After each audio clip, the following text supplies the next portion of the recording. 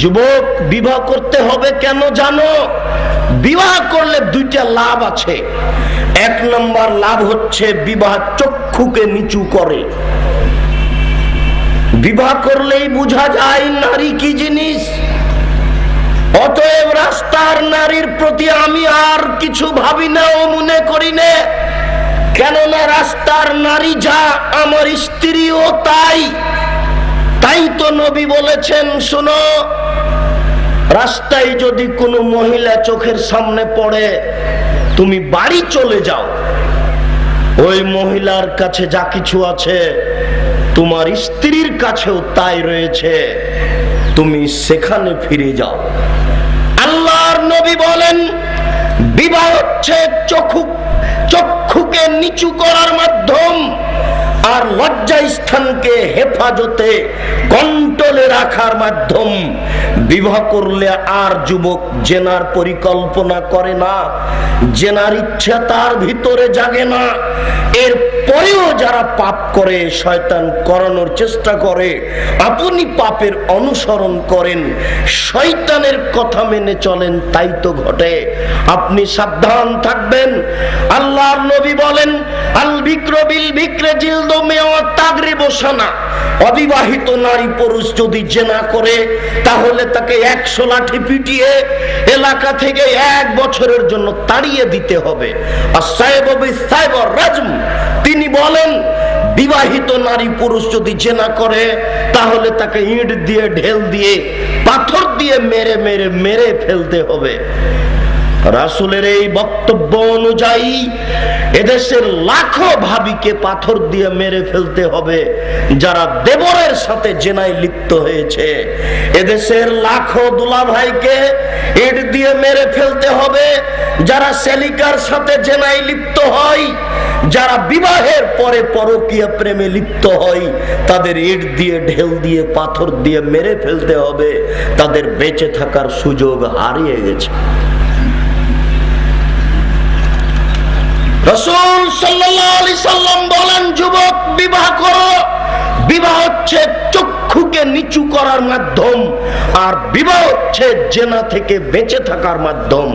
তিনি বলেন, ফাইলাম ইয়াস্তাতে, যদি পয়সা না থাকে, ফালাইহি বিসম, তাহলে রোজা থাকো, সিয়াম পালন করো। ফাইন্নাহু লাহু বেজা, রোজাই হচ্ছে যৌবনকে দমন করার মাধ্যম। যদি পয়সা থাকতো মোহর দিয়ে বিবাহ করতে, পয়সা নেই, বিবাহের সুযোগ নেই। কই যৌতুকের কথা তো নবী বললেন না যে ঠিক আছে পয়সা নেই, মেয়ের পিতার কাছ থেকে কিছু পয়সা নিয়ে খরচ করো, এ কথা তো বললেন না। তিনি বললেন, পয়সা না থাকলে বিবাহ করতে হবে না, পয়সা না থাকলে রোজা থাকতে হবে, সিয়াম পালন করতে হবে। রোজাই হচ্ছে সিয়ামকে, রোজাই হচ্ছে যৌবনকে দমন করার মাধ্যম, সিয়ামই হচ্ছে যৌবনকে ঠেকিয়ে রাখার মাধ্যম। বিবাহ করতে পারলে স্ত্রী দিয়ে যৌবনকে ঠেকিয়ে রাখা হতো। যেহেতু পয়সার অভাবে বিবাহ করতে পারলাম না, কাজে যৌবনকে এখন রোজা দিয়ে, সিয়াম দিয়ে ঠেকিয়ে রাখতে হবে। এই বিধান আল্লাহর নবী আজ 1450 বছর পূর্বে দিয়ে গেছেন। অতএব উপস্থিত বৈঠকের দিনী ভাই, অত্র হাদিসের বিবরণে আপনাকে বলে যাচ্ছি, অন্তরে যদি যৌতুকের পরিকল্পনা হয়েছে ত্যাগ করুন। যুবক, শ্বশুরের টাকা নিয়ে ধনী হওয়ার ইচ্ছে করো না। বিবাহ করতে যাও, জামা কাপড় নিব এটাও মনে করো না। শ্বশুরের বাড়ি থেকে জামা কাপড় নিতে হবে এই প্রথাও ঠিক নয়। বিবাহকে লক্ষ্য করে তোমার শ্বশুর 10 পয়সা খরচ করবে এর কোনো প্রমাণ পাওয়া যায় না। এই জন্য আমি বলে থাকি, বিবাহ করতে গিয়ে বরযাত্রী মিলে তোমার শ্বশুরের বাড়িতে যা খেয়ে এসেছো এর মূল্য দিয়ে দেওয়া উচিত। যদিচ একটা স্বাভাবিক ব্যাপার রয়েছে, মেহমান মেজবান মেহমানের সম্মান করে। আমরা বিবাহে গেছি, আমরা মেহমান, এই হিসাবে তিনি আমাদের খাওয়াবেন, এটা তার হক। আমরা হক হিসাবে খাওয়ার সুযোগ রাখি, সেটা ভিন্ন কথা। কিন্তু এইভাবে 150-200 মানুষ যাবে, 50 জন নারী যাবে, এ তো নোংরা প্রথা। বিবাহে যদি নারী নিয়ে যাও, তাহলে বিবাহের সূচনাতেই পাপ, তোমার পরিবার আদর্শ হবে না। বিবাহের সূচনাতেই পাপ।